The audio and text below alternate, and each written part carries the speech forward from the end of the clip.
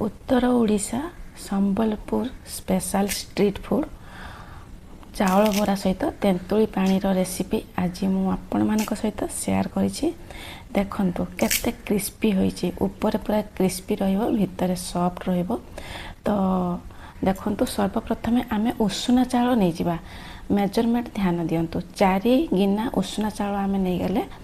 देखंतु जो चाउल आमे भात खाए उषुना चाउल सेटा को आमे 4 गिना नहीं गले, ताकू आमे भलो भाबरे 2-3 थर पानी देकी धोई दबा। धोई सारला परे पुणी ताकू आउ थरे आमे पानी दबा। पानी देकी मिनिमम गोटे राती ताकू बतरिवा पई छाड़ी देबे। एबे देखंतु जो गिनारे आमे चाउल नहीं थिलु से गिनारे गुटे गिना बिरी नेलु। मेजरमेंट ध्यान दियंतु। देखंतु ताकू भी आमे 4-5 घंटा बतुरेकी रखी देइथिलु।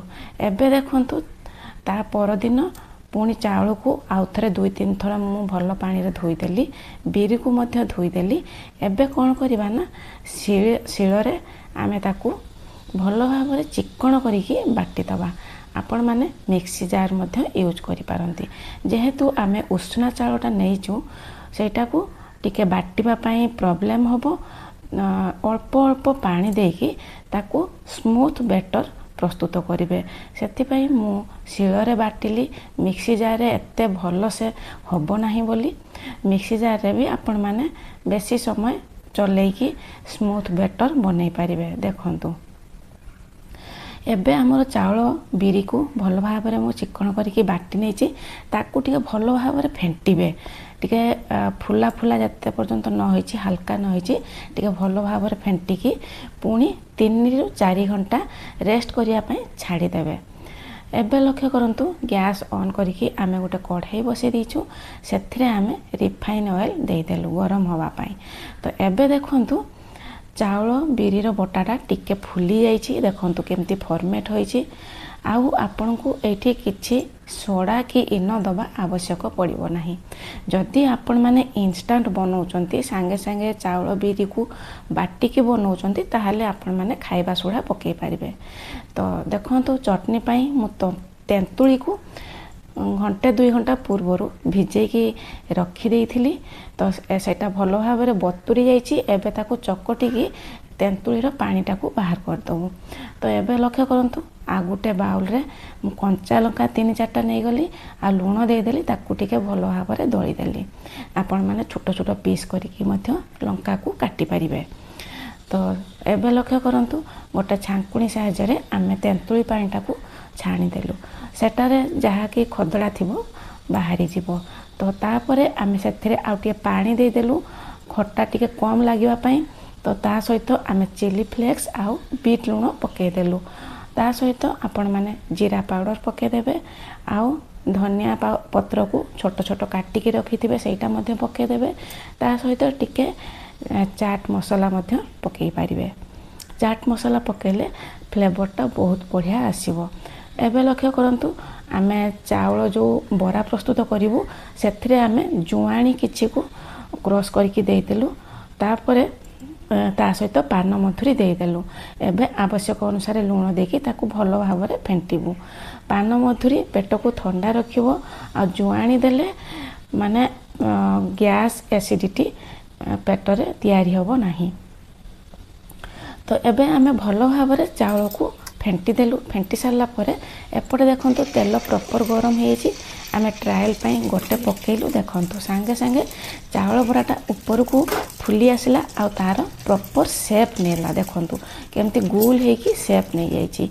टिके ऊपर भासिला परे आपण माने खुसुणी लगेबे। तो देखंतु बिना सोडा बिना इनरे केते सुंदर चाउल बरा फुलिछि। तो एबे लक्ष्य करंतु आमे टिके बेसी पकेबा। एबे गैस रो फ्लेम को मीडियम रे रखिबे। तापरे चाउल बरा सब पकेकी छाणिबे। देखंतु एबे सबु चाउल बरा ऊपर को उठी आसला। एबे आमे खुसुणी लगेबो। खुसुणी लगेले चाउल बरा होइबो सब आपे आपे अलगा होई जिवो।